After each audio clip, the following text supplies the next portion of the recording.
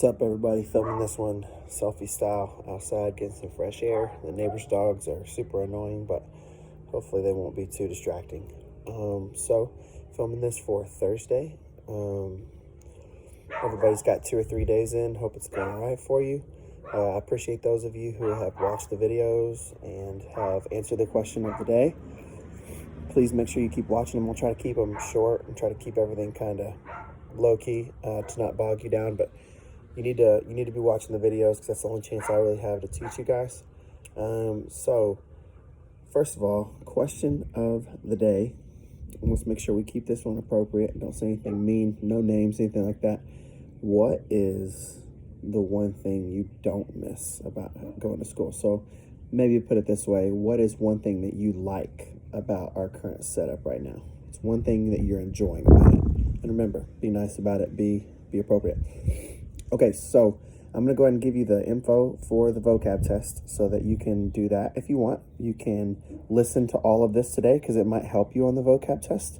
But the vocab test, and I'm only speaking for my class. So if you're in Coach Boyd's class, he'll send something out with what your passcode is to get into the vocab test. For my classes, the password is all together, lowercase letters, no spaces, March Sadness. MARCHSADNESS. March Sadness. All lowercase letters, no spaces. All right, so that's it for your vocab test. Remember, you can use what you need to use, but don't be texting, don't be calling each other on our system. All right, so I'm going to John Green all of World War I really quick, just kind of as an overview to you. And hopefully maybe some of this will help you on the vocab test, but really the only purpose of this is to hopefully help you recap what you know, because at this point all that really matters is that you're learning the stuff. The grades are secondary. So to start from the beginning, we taught an acronym, MAINE, M-A-I-N-E. There were some of the big picture causes that led to World War I. So run through that real quick. M, militarism. Everybody in Europe was building up their army, starting with Germany, who built the biggest army the world's ever seen. So since they built a huge army, everybody else built a huge army to protect themselves. A, alliances. Remember, people started working on teams. If you attack them, then you got to also fight us, kind of thing. I, imperialism. People that are big nations that are going around the world trying to conquer other smaller countries for their resources. N, nationalism. So people are very proud of their countries. People are willing to fight and die for their countries.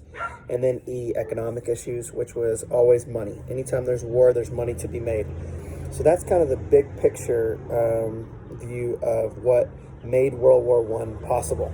What actually started it was when the heir to the Austrian throne, Archduke Franz Ferdinand, was assassinated by a Serbian man.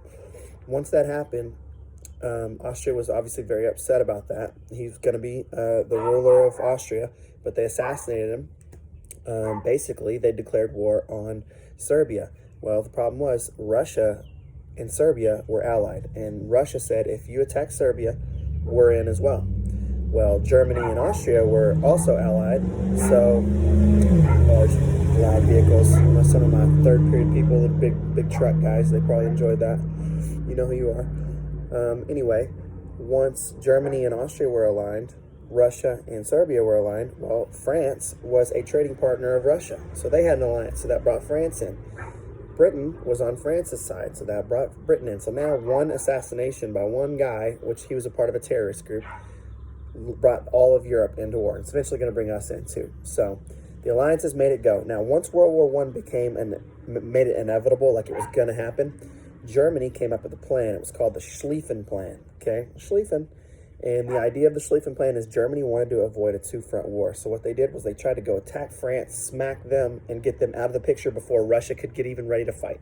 They thought Russia would take months to mobilize. Actually, it took a few weeks. So they tried to go in through Belgium, went through Belgium, but Belgium held them up. The British Marines came through, helped them out, became a stalemate, and then Russia mobilized. So now it was a full two-front war. On the Western Front, it was trench warfare. Very slow. Nobody could make a lot of progress. On the east, it was very bloody between the Germans and the Russians. But remember, at this point, we're not in. Okay, so the war started in 1914. The Americans aren't going to get in until 1917. So why did the Americans get into the war? Well, at first, we were supplying some weapons to Britain and France, and Germany didn't like that. So Germany started sinking a lot of boats, okay? The Lusitania, which was a passenger ship from Britain, the Sussex, which was a passenger ship from France, had some Americans on it. We didn't like that, so relationship between us and Germany, not great. And then it all escalated to the point, y'all remember, those of you in my class, the story of my 6th grade girlfriend. Sad times. I'm not bitter about it, promise, I'm over it. The Zimmerman note, right? So Germany sends a coded message to Mexico telling them, hey, if you attack the United States, if we win this war, we'll give you all this territory that you lost to the United States. Mexico said no, turned it over to us. Britain intercepted it. We get it. We declare war. We go over, make quick work of them. You know, United States, back-to-back World War champs, red, white, and blue. These colors don't run type stuff. We show up, we smack them, we win. So that's the end of World War I. The Treaty of Versailles ends World War I, and it mainly blamed Germany. That's important. It's going to be important now, and it's going to be important for next unit. That made a whole generation of German people extremely bitter at the rest of the world because we blamed them. They went into big poverty, which everybody went into poverty. Okay, so then a bunch of these nations formed the League of Nations, which the goal was to try to keep another great war from happening. Obviously, if you know much about it, they weren't very successful because they were all bark, no bite. They had no military arms, so they could levy threats, but they couldn't really back it up. And Hitler's going to take advantage of that. And some of the other bad guys in Europe are going to take advantage of that too.